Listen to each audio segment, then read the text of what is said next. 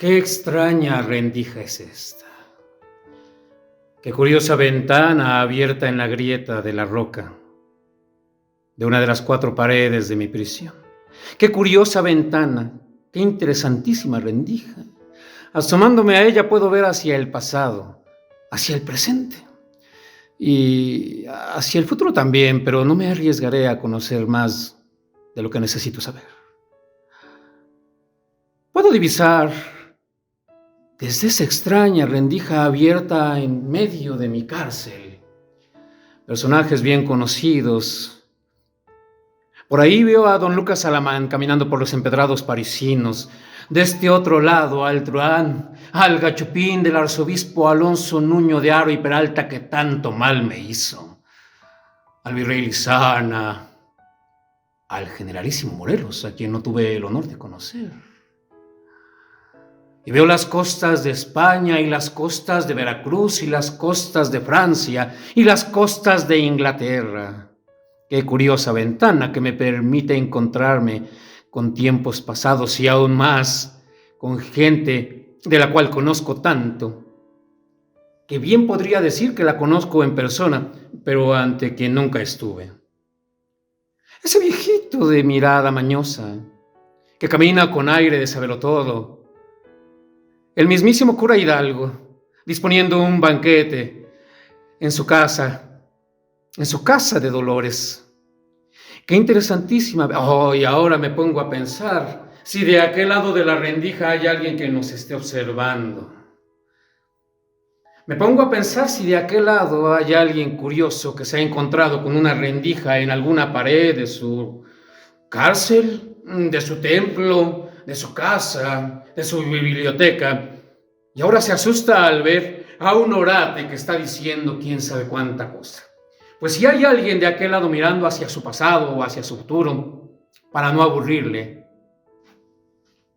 o quizá para no aburrirme yo mismo, contaré mi historia, que veis aquí encerrado nuevamente, pues más de 8 veces lo he estado y otras tantas he escapado, es nada más y nada menos que un prócer de la patria, un fundador de esta nueva nación que hace un año ya se independizó. Nada más y nada menos que Fray Servando Teresa de Mier, Noriega y Guerra, que en este año, en gracia de nuestro Señor de 1822, 12 después de que comenzó la guerra y 1 después de que se declarara la independencia, siendo un prócer nacional, vuelve a estar encerrado. Qué curiosa rendija es esta. Ahora alcanzo a divisar la casa en donde nací en Monterrey, en el año en gracia de nuestro Señor, de 1765.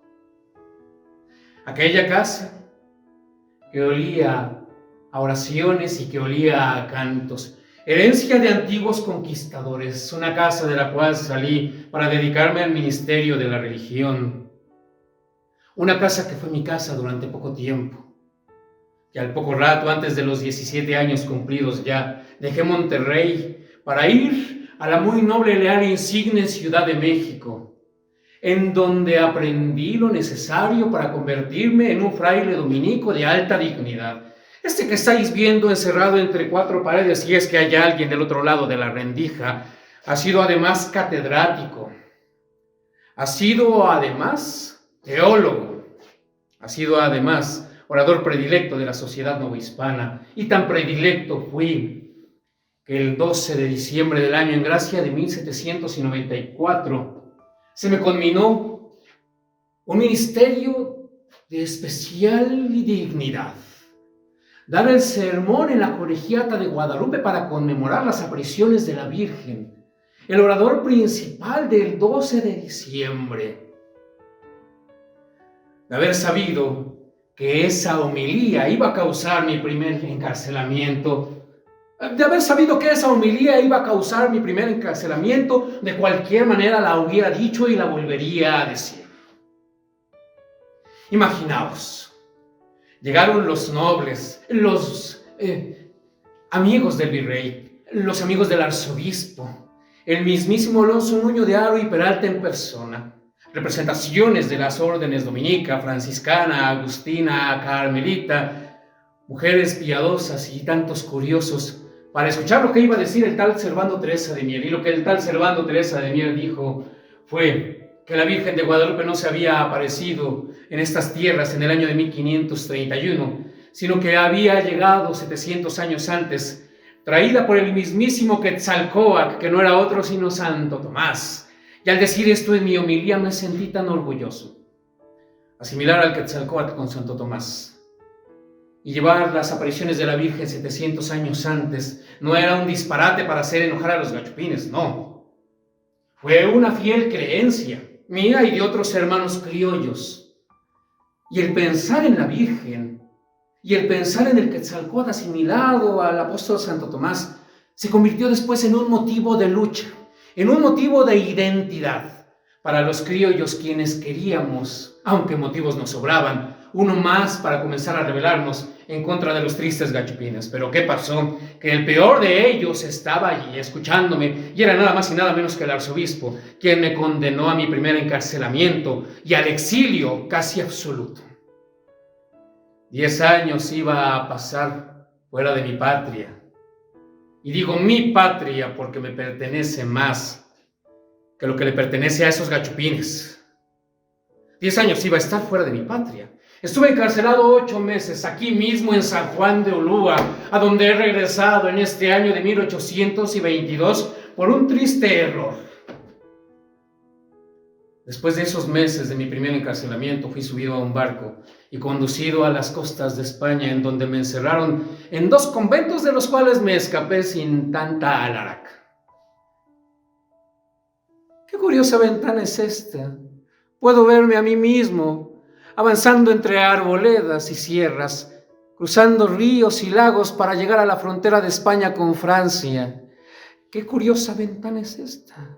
Alcanzo a escuchar voces de rabinos, voces en hebreo, y puedo distinguir la sinagoga a la que entré, siendo un fugitivo que había pasado de la Nueva España a España, la antigua, y de la antigua España a Francia, encontrándome una tarde con esa sinagoga que puedo divisar con todo y las voces de los doctores de la ley hebrea.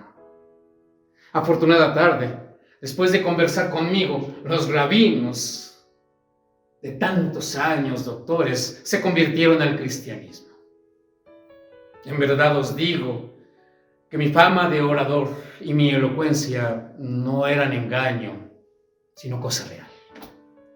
Haber convertido a esos 2 rabinos al cristianismo me hizo merecedor de 2 premios que, pensando que quizá nadie me escucha, he de confesar, me parecieron igual de preciosos.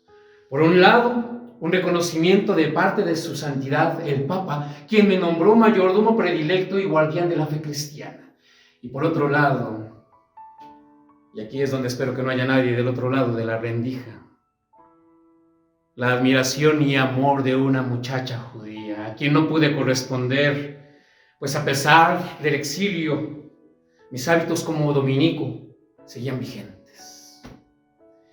Y luego alcanzo a verme dando clases de francés y dando clases de español, y encontrándome con don Lucas Alemán caminando por los empedrados parisinos. Qué curiosa ventana es esta. Ahora se escuchan cañonazos y entre las sombras puedo divisar la sombra gigante de un tal Napoleón Bonaparte, quien tuvo la osadía de comerse media Europa y de llegar a España con el inútil del rey Carlos IV, a quien puedo ver asustado en su palacio, junto a la sombra gigante del invasor francés. A partir de allí cambió la historia de los españoles peninsulares y de los criollos y de todos los habitantes de las colonias de ultramar, porque el tal Napoleón Bonaparte tomó presos a los reyes de España, al inútil de Carlos IV y al no más apto de su hijo, Fernando VII. Hay un libro que relata con claridad y detalle lo que ocurrió desde esos días de 1808 hasta el año de 1813. Es un libro maravilloso, yo lo he leído muchas veces. Se intitula Historia de la Revolución de la Nueva España, antiguamente Anáhuac. Y tal cual, es una historia de nuestra guerra de independencia. El primer libro sobre la historia de la guerra de nuestra independencia. Y lo ha escrito un tal José Guerra. Hombre sabio, hombre de mundo, viajero, seductor con la palabra y con la tinta. Y es que hay veces, llega el momento en toda la historia de las naciones en que los reyes, los soldados, los comerciantes, los pescadores, los campesinos, los artesanos, los niños, las abuelas, las mujeres que escriben poesía y las que saben tanto tomar el asadón como la espada, tienen que decidirse si van a pasar a la historia por medio de la tinta o por medio de la espada. Y ese tal José Guerra decidió pasar a la historia por medio de la tinta. Su libro, les decía, relata lo que pasó en esos años. Y conozco bien el libro. Cómo no, si José Guerra soy yo mismo, es el seudónimo de este que veis, Fray Servando Teresa de Mier, Noriega y Guerra. Quiero aclarar unas cosas sobre ese libro. Dicen que lo escribí para defender al virrey Iturrigaray, que ese libro no era realmente un intento de relatar lo que ocurrió en los primeros años de la guerra, hasta 1813, sino una búsqueda para reivindicar la figura del malogrado Iturrigaray, virrey tan vilipendiado. Se dice que esa fue la verdadera intención de mi libro, y he de decirles que más o menos. El virrey Iturrigaray me convocó a Londres, donde estaba él exiliado. Dio los dineros para que yo pudiera hacer mi investigación, mi recopilación de documentos, la elaboración de mi libro. No solo por no ser ingrato con el virrey, sino por hacerle justicia a su figura histórica, es que he dedicado tantas páginas, quiero decir, las dedicó José Guerra, para aclarar que no fue por causa del virrey Iturrigaray que se detonó la guerra de independencia aquí en la Nueva España. Les platico lo que dice mi libro.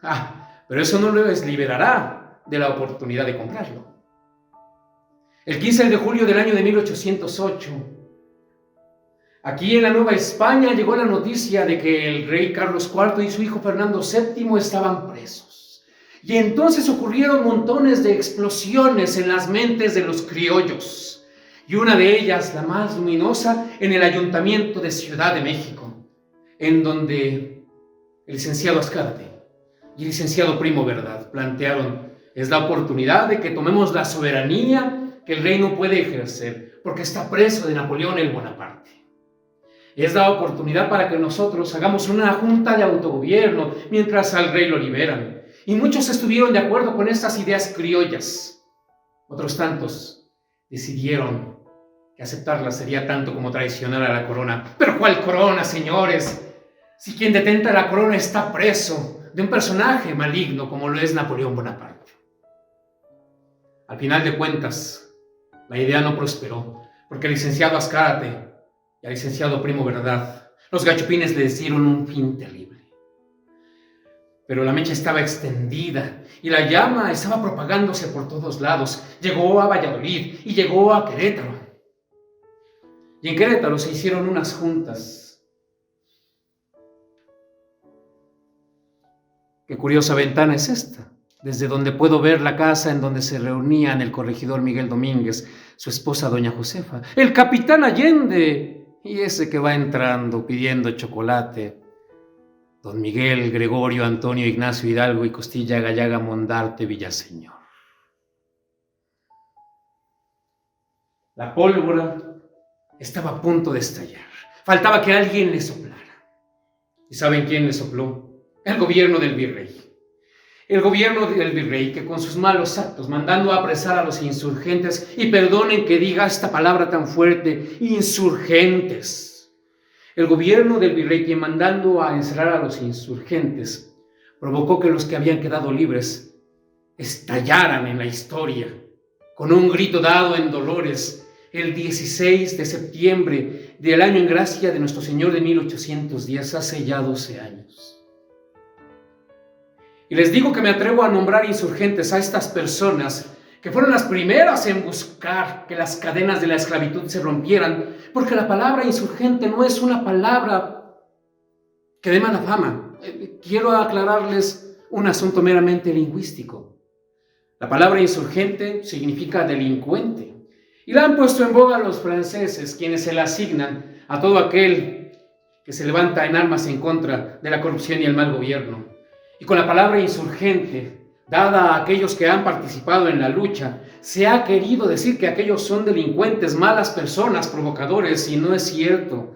La palabra insurgente debería tener un sentido de dignidad, porque insurgente viene del verbo latino insurgo, que significa levantar, poner derecho.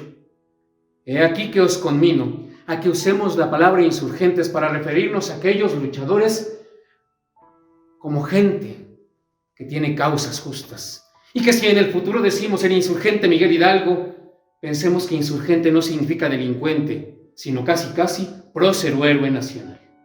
Pues bien, que desde esta extraña rendija, desde la cual estoy seguro, no me ve nadie, puedo ver al cura Miguel Hidalgo levantándose con 300 campesinos en el pueblo de Dolores, avanzando hacia Guanajuato, al grito de ¡muera el mal gobierno! ¡Viva la Virgen de Guadalupe! ¡Y viva Fernando VII!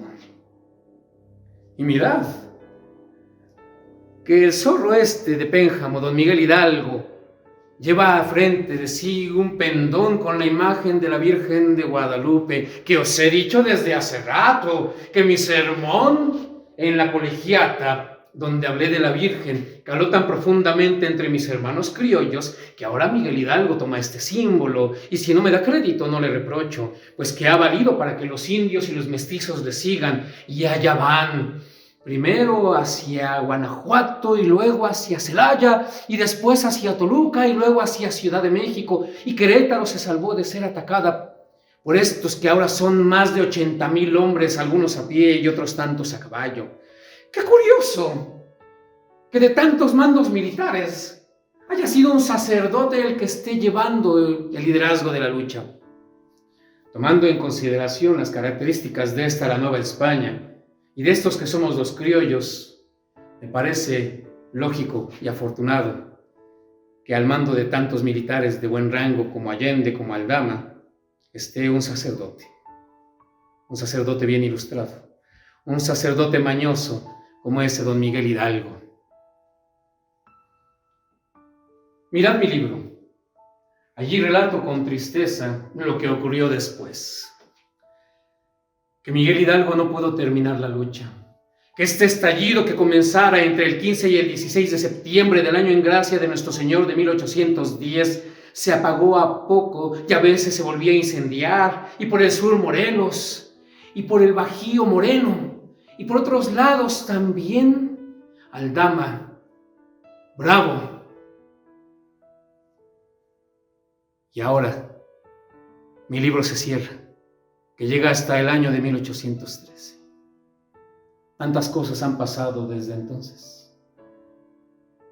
Por ejemplo, mi encuentro con Javier Mina en Londres en el año de 1817. Qué ganas de haber puesto eso entre las páginas escritas en aquel dichoso libro, que seguramente nadie leerá. Luego de 1817, nuestra aprehensión, el fusilamiento de Mina, hombre dignísimo, símbolo del ideal y de la lucha, que siendo español vino a combatir aquí por la independencia de Nueva España, tal cual yo siendo novohispano, combatí en más de 40 batallas por la independencia de España. Tantas otras cosas han pasado hasta llegar a este año de 1822. Por ejemplo, que aquel que más perseguía a los insurgentes, que aquel su más acérrimo enemigo, Agustín de Iturbide, ese criollo que pasaba por los pueblos incendiando casas y ajusticiando inocentes, el año pasado, en 1821, se encontró con Vicente Guerrero y llegaron al acuerdo de hacer la independencia. Mirad si no es irónica la historia, que uno de nuestros villanos, uno de los rivales del ejército independentista, liberó hace un año. Y pensándolo bien, quizá no es tan malo estar encerrado entre estas cuatro paredes. ¡Ay de mí! Qué triste que Agustín de Iturbide, con tanta posibilidad de pasar con dignidad a la historia, el año pasado haya puesto los cimientos para convertirse en un tirano y ahora resulta que es nuestro emperador. Y a pesar de que yo he escrito tantas cosas en su contra, muchos no se convencen y siguen pensando que siendo emperador Iturbide, esta nación tendrá un gran porvenir. Y yo digo, tan triste es el porvenir de la nación mexicana afuera de esta cárcel de San Juan de Ulúa, como triste el mío dentro de estas cuatro paredes, de las cuales no sé cuándo voy a salir. Sea pues, la rendija ya se cierra. No puedo divisar más que hay del otro lado. Quizá fue una alucinación. Quizá me quedaré aquí encerrado para siempre. Don Fray Servando, ¿Quién me habla? hemos recibido la orden para liberarlo. ¿Liberarme a mí? Así es. ¿De esta cárcel? ¿Soy libre entonces? Pero, ¿quién ha dado esa orden? El emperador Agustín de Iturbide. Válgame el cielo. Sea pues, que a caballo regalado no se le ve colmillo. Y si libre he sido declarado, libre soy. No me convence salir a una nación gobernada por el truán de Agustín de Iturbide, de quien me he declarado rival, pero seguramente algo se podrá hacer. Quizá el porvenir nos traiga cosas buenas. Quizá le podríamos hacer un plan de casamata, quizá un derrocamiento, quizá un congreso y una constitución. Sí, quizá después de todo el futuro que nos depara es un tanto esperanzador. Quizá seremos una república centralista, eso sí. Vaya pues, salgo de nuevo. Qué frío está haciendo. Hasta siento que voy a terminar convertido en momia.